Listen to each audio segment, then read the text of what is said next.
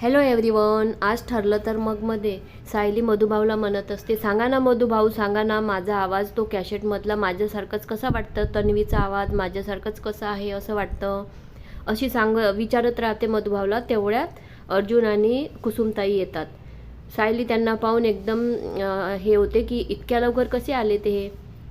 कुसुमताई म्हणते, का गं, आम्ही आलो तर तुला त्रास होतोय का, कशाला तू घाबरल्यासारखी झाली. तर सायली म्हणते, नाही.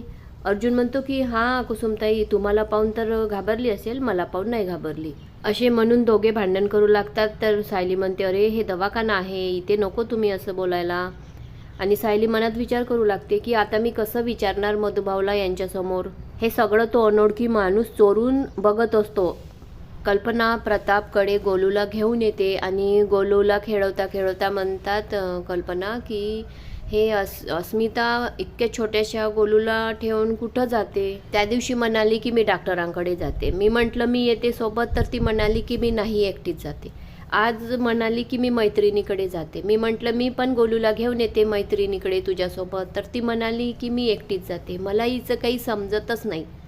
प्रताप म्हणतात, हो बोलेल मी तिच्याशी, आल्यानंतर मी तिच्याशी बोलेल. अस्मिताचं तर ठीक आहे, पण अश्विनचं तर त्याच्यापेक्षाही जास्त, कारण अस्मित जास्त कोणाशी बोलतच नाही. प्रताप म्हणतो की मला वाटते मीच बाप त्याला कमी पडलो, मी हरलो. ते स्वतःला कणखर बनवायला मी पाहिजे होतं. कल्पना म्हणते, तुम्ही स्वतःला का दोष देता, मीच बोलली, मीच चुकले. त्या मुलीने अस्मितच्या जीवनाची रांगोळी केली. इकडे हॉस्पिटलमध्ये डॉक्टर अर्जुनला बोलवतात आणि सांगतात की आता मधुभाऊची तब्येत चांगली आहे, चांगली त्यांची प्रोग्रेस होत आहे. कुसुमताई म्हणते, आता तुम्ही निघा आणि जास्त वेळ इथं सायली थांबू नको, हे वातावरण तुझ्यासाठी ठीक नाही आहे. अर्जुन म्हणतो, हो चला आता आपण निघू.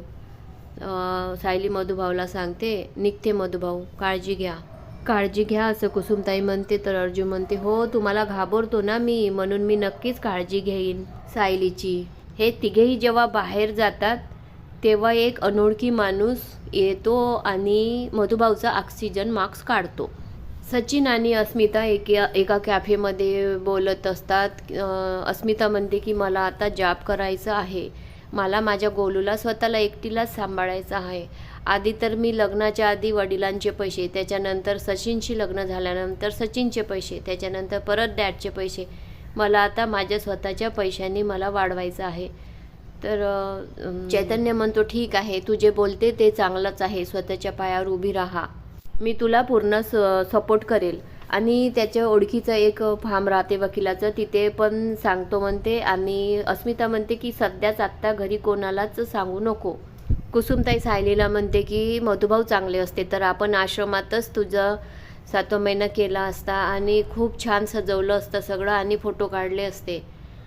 तेवढ्यामध्ये सिस्टर येतात आणि सिस्टर म्हणतात, तुम्हाला डॉक्टर साहेब बोलवत आहे. हे जेव्हा डॉक्टरकडे जातात तेव्हा यांना माहिती होते की कोणीतरी मधुभाऊचा ऑक्सिजन मास्क काढलेला आहे. तेव्हा सायली, कुसुमताई आणि अर्जुन खूप चिडतात आणि म्हणतात की आता तुमच्यावर केस करायला पाहिजे, तुमची सिक्युरिटी कुठे गेली, हे असं एवढं हल्ला होतपर्यंत सिक्युरिटी कुठे गेली, आधी मधुभाऊवरती हल्ला झाला म्हणूनच तुमच्या हॉस्पिटलमध्ये ठेवले ना. इकडे महिपत बाबा म्हणून सगळ्यांना उपदेश देत असतो. सचिन येतो आणि अण्णावरती चिडतो, अण्णा तुम्ही काय करत आहे, हे तुम्ही उपदेश देत आहे माझ्यावरती, त्या अर्जुनने एवढं चिखलफेक केली आहे, तर तुम्ही मला त्याच्यातून सावरायच्या ऐवजी तुम्ही स्वतःच महिपत बाबा बनून बसले आहे तिथे. एक बाई येते, महिपत बाबा वाचवा वाचवा, माझा नवरा दारू पितो, मला त्याच्यातून वाचवा. तर तिला दूध देतात आणि एक हे देतात तावीज आणि म्हणतात की रोज त्याला न कळत हे भस्म त्याला जेवणामध्ये देत. सचिन साक्षीला फोन करतो, म्हणतो की काय करत आहे तुझे बाबा, मला काही समजत नाही. सायली म्हणते की तू प्रियाची मदत घे, प्रियाचा शत्रू आहेत ते, तू त्यांचा शत्रू आणि तुझा शत्रू एकच आहे, दोघं मिळून काम करा. अर्जुन डॉक्टरवरती खूप चिडतो. डॉक्टर म्हणतात, चिडू नका माझ्यावर, मी तुम्हाला कोऑपरेट करते, तो आपण CCTV कॅमेरा चेक करू. आणि मग अर्जुन पोलिसांना बोलवून घेतो. पण तिथे काहीही सापडत नाही, कारण तो जो त्या माणसाने तो फुटेज काढून घेतलेला असतो. सायली म्हणते, हे कसं शक्य आहे, कारण कोणी दिसतच नाही ऑक्सिजन मास्क काढताना.